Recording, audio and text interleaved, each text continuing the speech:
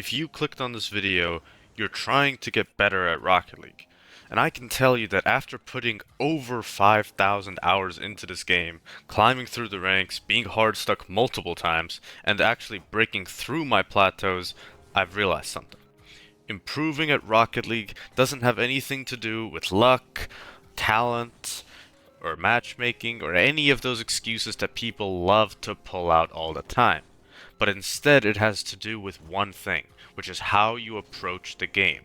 So in this video, I'm going to be sharing the biggest lessons that I've learned about improving. And this isn't going to be just theory, not just generic advice, but actually the things that made the biggest difference for me, and that I think will make the biggest difference for you as well. Number one, most of your time on the game should be spent on working on your mechanics, and this one's not even debatable. Mechanics are by far the most important part of this game. There are a lot of people who like to act like mechanics don't matter. They're like these classic game sense merchant mentalities, but the truth is that if you want to get high ranked, you need both. So here's the difference though. Game sense, right, is mostly theoretical. You can improve your game sense by just thinking about the game, by analyzing the game, by watching better players, and looking at your replays, stuff like that. But mechanics are purely practical. They're not theoretical. There's no theory that I can teach you that's going to get you better mechanics. I could tell you 50 minutes of free play advice on how to hit a flip reset, but it's not going to help you if you can't do it yourself. You cannot think your way into better mechanics. So if you were a complete beginner, let's say in basketball, and you had a coach, what do you think he would do? Would he make you watch NBA games all day? Or would he just hand you a ball and tell you to dribble and shoot? Exactly, you know the answer. So mechanics are trained by doing and not thinking, which makes them so much more important than anything else in this game. So if you want to actually maximize your improvement inside of Rocket League, working on your mechanics is the single biggest difference maker that you have control over. And if you're wondering, how do I train mechanics? How do I work on my mechanics? I have multiple videos on that on my channel, so I suggest you look those up after you've finished watching this one. Tip number two, it's going to take longer than you think. Because Rocket League is nothing like any other game. In most games, skills transfer over. For example, in Valorant and CS2, your aim, your movement, overall decision making, they carry over quite largely. But in Rocket League, literally nothing transfers because there's not a single other game in the world that is remotely similar. So you'll be learning a completely unique skill set from complete scratch. And that's why improvement takes so long. And why so many players just quit, get frustrated, give up, and stuff like that. So I see so many people out there who are training mechanics for maybe 30 minutes a day for like 1 week or just a couple of days, and then say, oh, I don't feel any better at the game. Of course you don't. Because you haven't put in any time. 7 days a week, 30 minutes, bro. A day. That's not anything. But even if you are putting in quality hours and really dedicating yourself, you need to realize that this is a process that cannot be rushed. And the faster you accept this, the easier the grind will become. What I want you to do is I want you to be impatient with your actions, but I want you to be patient with your outcomes. So what does that mean? That means that the actions you put in every single day, you should be impatient about. You should always want to train every day. You should want to improve every day. You should want to watch those pros. You should want to, if you actually want to improve, you should want to do these things, right? And you should be impatient about it. You should be disciplined about it if you really want to improve.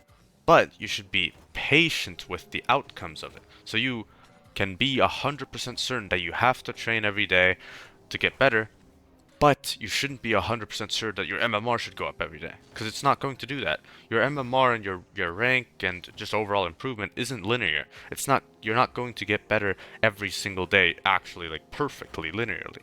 But instead, you need to be patient about it and realize it's going to happen eventually. And I'm not going to worry about how long it takes, but instead I'm just going to focus on what I have to actually do to get there. Number three, which is that being self-critical is the fastest way to improve. And this might honestly be the most important skill on this entire list, because being self-critical means noticing what you could have done better, even in plays where your teammate was mostly at fault. And that ability is genuinely life-changing, because when you're so focused on your own game plan, you don't even have the time or the energy to care about your teammates' mistakes. So after every goal you concede in a game, the question that you ask yourself should always be, what could I have done better? Not, what is my teammate doing? Why is my teammate so bad? What is this matchmaking? Whatever else you might be asking. And the benefits of this are so incredibly powerful. You find real mistakes to fix. You tilt way less because you're not thinking about your teammate. Your performance improves because you're actually focused on the game instead of just things that don't matter. And lastly, your mental actually stays stable because again, you're thinking about yourself. When you think about your teammates, it's very, very easy to get tilted. Because when you look at your teammate, you're going to notice every single little mistake that they make, which is just going to make you angry. So focus on yourself and keep doing that. But there is a balance, right? Being self-critical does not mean flaming yourself. Never say things to yourself like, I'm horrible, I should delete the game, I'm like the worst player in the world. Instead, you need to just acknowledge the mistake and just say, my bad, and then move on. It's as simple as that. And honestly, one of the most underrated parts about it is that it makes the game more enjoyable. Because you actually feel progress when you focus on yourself instead of all these external factors. Which leads me perfectly into the next point, which is number 4. That fun speeds up improvement a lot. And this is something that people massively underestimate. You improve faster when you're doing things you enjoy. And it's that simple. So, train mechanics that look cool. Train mechanics that you enjoy. I've told this story a couple times, but I'm going to say it in case there's new viewers. For me, when I was lower ranked, I really thought that flicks were cool. So I just spammed them. And because it was satisfying, and because I liked doing it, and it was enjoyable, guess what? I improved super quickly. Also, what this can mean is play the game modes you enjoy, right? If you love 2s and you hate 1v1s and it makes you like just rage and like want to just delete the game, then don't force yourself to play 1s. Also, what it could mean is using the training methods that you like. If you love free play, spam it. If you love workshop maps instead, you can do those. If you're a training pack type of guy, do training packs. Just do what works for you. But there is a kind of caveat to this, which is that you don't want to get stuck. Be open-minded. Be open to experimentation. For months, I've played almost exclusively free play. But recently, just a couple of days ago, I've went back into training packs a little bit. I've been doing them shooting training packs, and I'm genuinely enjoying them a lot. So sometimes trying new or old reignites that kind of fire in you, and it kind of just becomes enjoyable again. Now, tip number 5 is something that if you watch my channel a lot, you might have heard me say this before, but I can't leave it out of a video like this one because it's simply so important. And it's that confident and aggressive players always improve the fastest, right? Every single time. Playing passively can help you rank up short term 100%. I'm not gonna even argue against that. But aggressive players put themselves into more situations, which gives them just more material to learn from, right? If you touch the ball once per minute, you're not learning much. And I was told this by a former SSL teammate when I was about low GC2 when I was playing with him. And he literally just told me, to get better at 2s, you literally just need to just chase. So I did. And I started playing so aggressively that my opponents would literally type in chat at about maybe 1/4 of the games that I was playing in about me chasing. And they would just cry about the fact that I was scoring on them. And my friend always said this one thing that I'll just never forget, which is that if they type about you chasing, you're doing it right. And the reason for this is so simple. Because constant pressure, right, makes people uncomfortable. They're on the edge basically the whole game. And they don't really get time to breathe. And I can tell you from first-hand experience, all the games that I've played against super aggressive players, they're some of the most difficult games I've ever played. It's so annoying to play against a player who's constantly on you, trying to challenge, trying to fake challenge, trying to bump you, trying to demo you. Like they're just always they just feel like they're always on you, right? They're literally always in the play and they're never giving you a moment to breathe.